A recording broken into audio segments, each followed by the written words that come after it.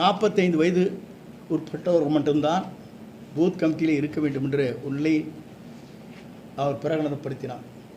எல்லோரும் சொன்னோம், குறைந்தது கூடுதல் வயது இருந்தால் இந்த இயக்கத்திற்காக தங்களை அர்ப்பணித்து கொண்டு மக்களை அடையாளம் தெரிந்தவர்களையும் ஒரு 4 பேரை போட்டுக்கொள்ளலாம் என்று கூட கேட்டோம். இல்லை 45 வயதுக்கு உட்பட்டவர்கள் தான் இருக்க வேண்டும் சொன்னார். இந்த இயக்கத்திற்காக 1972 அம்மா காலத்திலிருந்து பல்வேறு பொறுப்புகளை வைத்து கொண்டிருக்கிற ஊராட்சி மன்ற, உள்ளாட்சித்துறை, கூட்டுறவுத்துறை, பல்வேறு துறைகளிலே பணியாற்றி கொண்டிருப்பவர்களுக்கு அந்த வாய்ப்பில்லை. இதை நான் எதற்காக சொல்லுவேன் சொன்னால், பூத் கமிட்டி என்பது 9 பேரை கொண்டிருக்கிற கமிட்டி. அதில் ஒன்றும் போன முறை போடும்போது 57 பேர்கள் போட்டோம். இன்று முறை 9ஓடு சேர்ந்து 4 பேரையும் சேர்த்து போட்டிருக்கலாம், வயது வரம்பில்லாமல். அவர்தான் இந்த மக்களை சந்திக்க முடியும், மக்களை அடையாளம் காட்ட முடியும். அதையெல்லாம் நாங்கள் எடுத்து சொன்னோம். அதற்கு பிறகு இவருடைய நிலைகள் நாங்கள் எண்ணி பார்க்கின்ற போதுதான் ஒருவர் தன்னை சுற்றி இருக்கிறவர்களை பலவீனப்படுத்துவது, அதன் மூலமாக அவர்களே பலவீனம் அடைகிறார். அதுதான் வரலாறு. அது மட்டுமல்ல, நாம் பார்க்கின்ற போது நாம் ஒன்றை சொன்னோம். நாமக்கல்லில் நடைபெற்ற நிகழ்ச்சியில் பெரிய கட்சி கொடி பறக்குது, பிள்ளையார் சொல்லி போட்டாகிவிட்டது என்று நாம் சொன்னதற்கு பிறகு நேற்றைய முன்தினம் நிலை என்ன ஏற்பட்டிருக்கிறது என்பதை நீங்கள் அறிவீர்கள். நான் இதெல்லாம் எதற்காக சொல்லுவேன் சொன்னால், நம்முடைய பலன் என்ன? நாம் ஒருங்கிணைந்து ஒற்றுமையுணர்வோடு நாம் இணைகிற போது நம்மை நாடி வருவார்கள், நாம் மற்றவர்கள் நாடி செல்ல தேவையில்லை. இதுதான் வரலாறு. புரட்சித் தலைவராக இருந்தாலும் சரி, புரட்சித் தலைவர் அம்மாவாக இருந்தாலும் இந்த வரலாற்றை அனைத்து இந்திய அண்ணா திராவிட முன்னேற்றக் கழகத்திலே படைத்தார் என்பதை மறந்துவிடக்கூடாது. ஒருவர் முன்னேற வேண்டுமென்றால் தன் கால்களிலே நடந்து செல்ல வேண்டும். ஒருவர் முன்னேற வேண்டும் என்று சொன்னால் தன் காலிலே நடந்து செல்ல வேண்டும். பிறர் முதுகிலே ஏறி சவாரி செய்யக்கூடாது. ஆகவே பிற முதுகிலே சென்று சவாரி செய்யலாம் என்று கனவு கண்டால் இது போன்ற நிலைதான் ஏற்படும். ஆகவே என் கருத்துக்களை சொல்லியிருக்கிறேன்.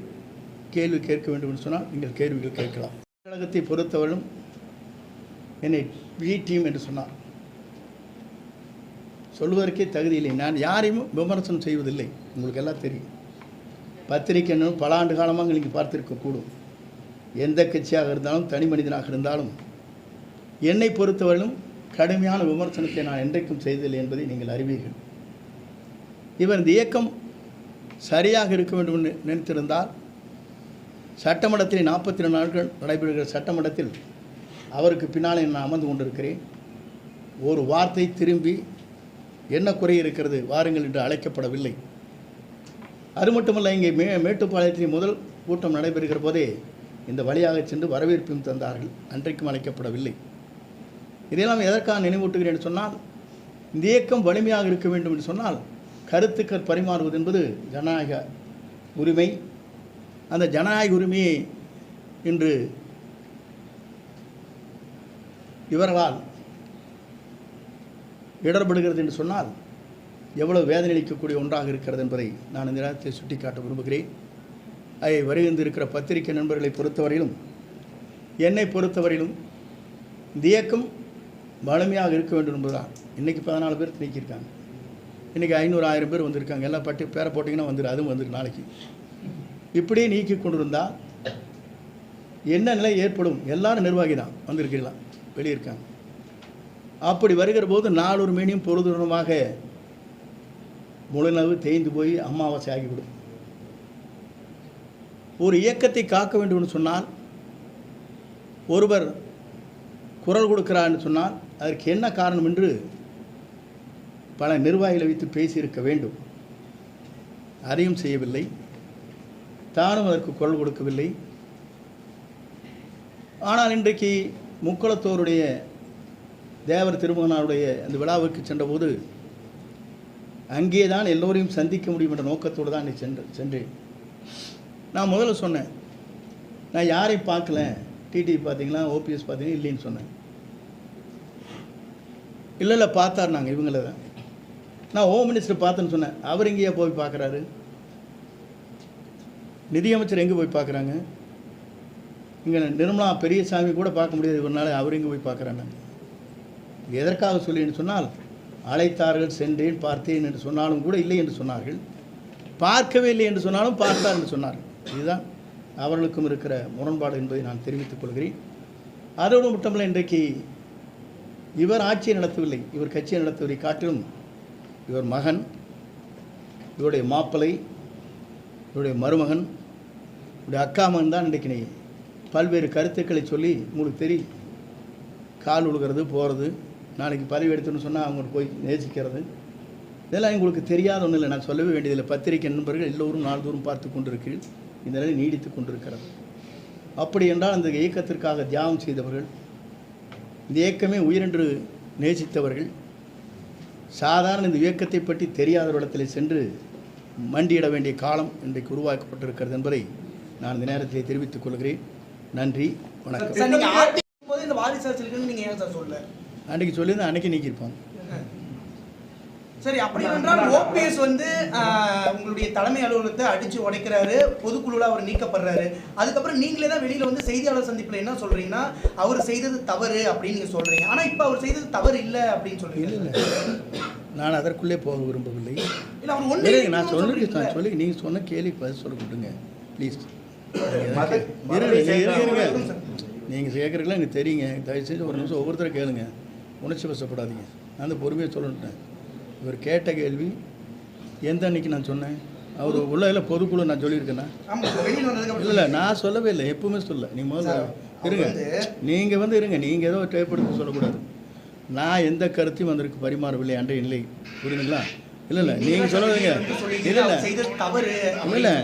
இல்லை செய்யக்கூடாது அப்படின்னு சொன்ன ரைட்டு, ஓகே. ஆனால் என்னுடைய ஒரே கேள்வி, இருங்க இப்போ பண்ணுங்க, என்னுடைய ஒரே கேள்வி, 1975 இந்த இயக்கத்திற்காக ஒரு பைலா போடப்பட்டது. பைலாவில் 43 பேராகிராஃபில் எந்த காலகட்டத்திலும் தொண்டரால் தேர்ந்தெடுக்கப்படுகிற அந்த விதிகளை மாற்றக்கூடாது என்று இந்த இயக்கத்தை உருவாக்கிய எந்த தலைவர் உருவாக்கினாரோ அதையே சுக்குநீராக உடைக்கப்பட்டிருக்கிறது, இதயத்தை பிளக்கப்பட்டிருக்கிறது என்பதை நீங்கள் புரிந்து கொண்டிருக்கிறீர்களா இல்லையா? சார், அதிமுகவுடைய கொடி கட்சியினுடைய சின்னங்களில் பயன்படுத்தக்கூடாதுன்னு சொல்லி அவங்க வந்து ஒரு அன்னைக்கு புகார் கொடுத்துருக்காங்க. இப்போ வந்து டிடிவி அவர்கள் தனி கட்சியில் இருக்காரு. நீங்கள் வந்து தொண்டர்கள் உரிமை மீட்பு குழு அந்த குழுவை வந்து மறுபடியும் முன்னிறுத்தி கொண்டு போறீங்களா, இல்லை தனி கட்சி தொடங்குறீங்களா சார்? பொறுத்துன்னு தான் பார்க்கலாம். எடப்பாடி பழனிசாமிக்கு தொடர்பு இருக்குது நீங்க சந்தேகப்படுறீங்களா, குற்றம் சாட்டுறீங்க? இல்லை, என்னை பொறுத்தவரை யார் குற்றவாளி என்பதை தெரிந்து கொள்ள வேண்டும் இந்த நாடு என்பதுதான். அதற்கேன் குரல் கொடுக்கவில்லை என்பதுதான். எல்லாம் சாதாரண ஒரு பெண் வீட்டு வேலை செய்கிற அந்த பெண்ணுக்கு கொடுக்குற சிபிஐ வேண்டும் என்று குரல் கொடுக்கிறாரே, நம்மை காப்பாற்றி நம்மளை அடையாளம் காட்டி இவ்வளவு வளர்ச்சி உருவாக்கி இருக்கிற அம்மா வளர்ந்த இந்த இடத்தில் இது போன்ற நிலை ஏற்பட்டிருக்கிறதே, இதற்காக ஏன் சிபிஐ வேண்டும் என்று கேட்கவில்லை என்பதுதான் என்னுடைய கேள்வி. அதெல்லாம் நான் என்னைக்கும் சொன்னவே இல்லையே. அவர் சொல்றதுக்கெல்லாம் அவர்கிட்ட கேட்கணும். இல்லை இல்லைங்க, இல்லை நான் சொல்றது அவர்கிட்ட கேட்க வேண்டிய கேள்வி எங்கிட்ட கேட்கக்கூடாது. இல்லை இருங்க, அவரில் ஒவ்வொருத்தரும் ஒரு கருத்து சொல்லுவாங்க. இல்லை நான் அந்த கருத்துக்குள்ளேயே போக மாட்டேன். நீங்கள் ஒன்று கேட்பீங்க, ஆவணம் இருந்து கேட்பீங்க, இப்போ நகை இருந்துன்னு கேட்பீங்க, அதுக்குள்ள என்ன வேறு இருந்துன்னு கேட்பீங்க. இதுக்கெல்லாம் நான் பதில் சொல்ல முடியாது. என்ன இருங்க, என்னை பொறுத்தவரையிலும் என்னுடைய கருத்துக்கள் மட்டும்தான் சொல்ல முடியும். ஜனநாயக ரீதியாக ஒவ்வொரு கருத்துக்கள் சொல்வதற்கு நீங்கள் கேள்வி கேட்க இயலாது, அதற்கு என்னால் பதில் சொல்ல முடியாது. இல்லை, என்னை பொறுத்தவரையிலும் நாங்கள் 6 பேர் சென்றோம். பிஜேபி இணைக்கப்பட வேண்டும் சொன்னோம். வெளியேற்றவில்லை, மீண்டும் நம் கழகத்தில் இணைக்கப்பட வேண்டும் என்று சொல்லி அங்கே என்ன நடைபெற்றது என்பது நான் வெளியே சொல்ல விரும்பவில்லை. ஆனால் அந்த அளவிற்கு வேகமான சொற்கள் அங்கே ஏற்பட்டது என்பது நாடறியும். ஆனால் என்னை பொறுத்தவரையிலும் என்னை அழைத்தவர்கள் பிஜேபி தான். அழைத்து இரு இயக்கங்களையும் ஒன்றிணைக்கப்பட வேண்டும் என்று கூறியதும் அவர்கள் தான். நானும் அதையே தான் சொன்னேன். இயக்கம் ஒன்றிணைக்கப்பட வேண்டும். உங்களை விட்டால் எங்களுக்கு வேறு வழி இல்லை, எங்களை விட்டால் உங்களுக்கும் மாற்று இல்லை. ஆகவே எங்களை தமிழ்நாட்டுடைய அரியணை அமர்த்துவதற்கு நீங்கள் தயாராக இருக்க வேண்டும். 2029 உங்களுக்கு உங்கள் தேவைகளை பூர்த்தி செய்வதற்கு மேலே இருக்கிற உயர்மட்டத்தை சார்ந்தவரோடு கலந்து பேசி அந்த முடிவுகளை மேற்கொள்ளலாம் என்று தான் சொன்னேனே தவிர என்னை வைத்துக்கொண்டு பிரிவினை நாடுவதற்காக அவர்கள் என்றைக்கும் அந்த வார்த்தையை சொல்லவில்லை.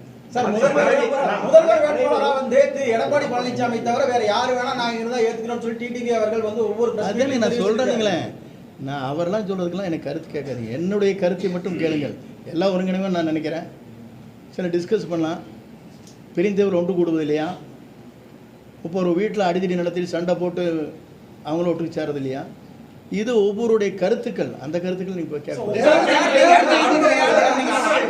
பள்ளி கல்வித்துறை அமைச்சராக இருந்திருக்கிறீங்க. தற்பொழுது இந்த பள்ளி கல்வித்துறை சம்பந்தமா நீங்க ஒரு குறை கூட சொல்ல, ஒரு பதிவு கூட இது பண்ணல அப்படின்னு உங்க கட்சிக்காரர்களே குற்றம் சாட்டுறாங்க. இல்ல, பள்ளி கல்வித்துறையை பொறுத்தவரையிலும் என்னென்ன பேசியிருக்கிறேன் என்பது சட்டமன்ற பதிவேட்டில் இருக்கிறது. இன்றைக்கு கூட மகேஷ் அவர் ஒரு புக்கை வெளியிடுகிற போது சொன்னார், உயர்கல்வியிலே பள்ளி கல்வித்துறையின் மூலமாக மாணவர் படித்ததன் காரணமாக 74% உயர்ந்திருக்கிறது என்று சொன்னார். நான் அப்போதே எழுந்து நின்று சொன்னேன், திருப்பி போட்டு விட்டீர்கள். 47% தான் தமிழ்நாட்டிலே உயர்கல்வியிலே இருக்கிறது. 74 திருப்பி போட்டு 47 இருந்ததே 72 மாற்றிவிட்டேன் என்று கிண்டலாக சொன்னேன். இதுக்கு மேலே சொல்ல முடியாது. நீங்கள் வந்து மற்ற நாட்டை கொச்சைப்படுத்தி கேவலப்படுத்தி பேசும் பழக்கம் எனக்கு இல்லை.